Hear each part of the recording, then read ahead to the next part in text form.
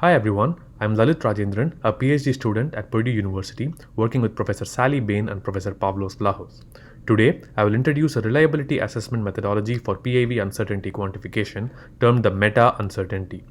This schematic shows the methodology to both calculate the meta-uncertainty and to use it to improve PIV uncertainty quantification. I will return to this in a few slides.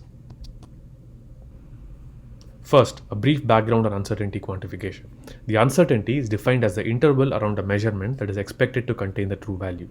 For example, this is the measurement, this is the true value, and this is the interval. The reason we report an interval is because for the vast majority of experiments, we don't know what the true value is. PIV uncertainty quantification is challenging because of the complex measurement chain, which contains many steps, and the large number of error sources such as particle diameter, displacement, shear, out of plane motion, etc., which are often coupled and interact in non-linear ways. However, there has still been significant progress in this field over the past decade, both in displacement uncertainty and for derived quantities such as vorticity, shear, pressure, etc. However, the displacement uncertainty will be the focus of this presentation. In addition, I would also like to provide a brief overview of the displacement uncertainty quantification methods as we will refer to them in the analysis. Image matching proposed by Sciacitano et al. Estimates the uncertainty from the disparity between particle images in two deformed PIV frames. For example, if we have two images, green and red, and if we deform the green images using the displacement measured from the cross correlation, we expect them to perfectly match the red image. Therefore, any mismatch is a measure of the error in the cross correlation, and this distribution of this error can be used to estimate the uncertainty. Correlation statistics, proposed by Wienecke, extends this disparity idea to a pixel level and estimates the uncertainty from the asymmetry of the cross correlation peak. Moment of correlation by Bhattacharya et al. Estimates the uncertainty using a different approach. First, they estimate the PDF of all the displacements that contribute to the cross correlation plane and then estimate the uncertainty from the second moment of this PDF. However, multiple collaborative assessments show that none of the PIV uncertainty quantification methods performs well in all situations. For example, in this work by Sciacitano et al., they showed that CS was able to accurately predict the variation of the random error in a jet flow. But in a follow-up experiment by Boomsma et al.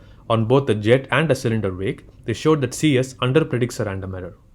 More recently, Bhattacharya et al. Showed that even if you take the same jet dataset and perform a stricter comparison of the error and uncertainties, none of the methods perform well. The reason is because the methods differ in their assumptions of the measurement process, the information used to estimate the uncertainty, and in their calculation procedure. Therefore, for the end user, it is not clear on which method to use for reporting uncertainties in a PIV experiment, and this is the problem we aim to address in this presentation. To address this problem, we introduce a reliability assessment tool called the meta-uncertainty, which is essentially the uncertainty of the uncertainty quantification method itself. We also propose a method to estimate this meta-uncertainty by a controlled perturbation of the particle images by adding random particles to each frame. Here is an example of the particle image with the original image on the left and the resampled or the perturbed image on the right showing the newly added particles. If we perform a similar procedure on the second frame and cross-correlate the images, we will obtain a different value of the uncertainty.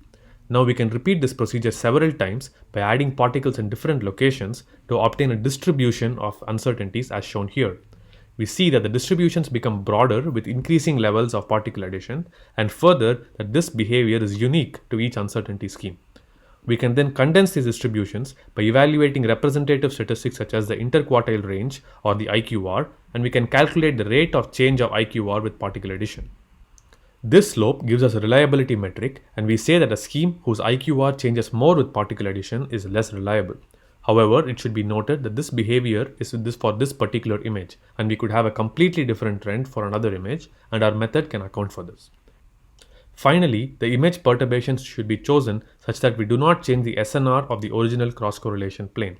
In supplementary analysis that is not shown in this presentation, we found that adding random particles best achieves this effect. We just saw how to calculate the meta-uncertainty, and while there are several possible applications of this metric, we will show one in this presentation of using the meta-uncertainty as a weighting metric to combine uncertainty schemes. Here is a flowchart showing the methodology with some of the steps that I had just explained in the previous slide. First, we have the interrogation window pair from which we identify particles and use this information to add random particles at a controlled seeding level. We then cross-correlate the images and estimate the uncertainty. We repeat this process for several trials to build a distribution and then for several particle levels to calculate the rate of change of the IQR of the distribution with particle addition.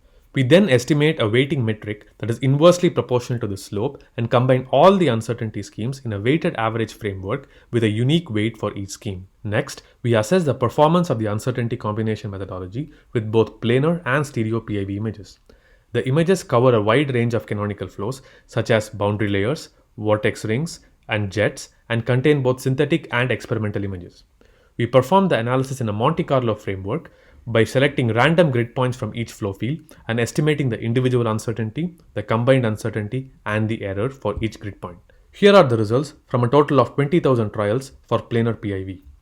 Here we see the PDF of weights assigned to each uncertainty schemes over all the grid points. First, we notice that the weights are quite different from 1 over 3 that is shown by the black dashed line, and that CS is assigned a higher weight for most points, followed by IM and then MC.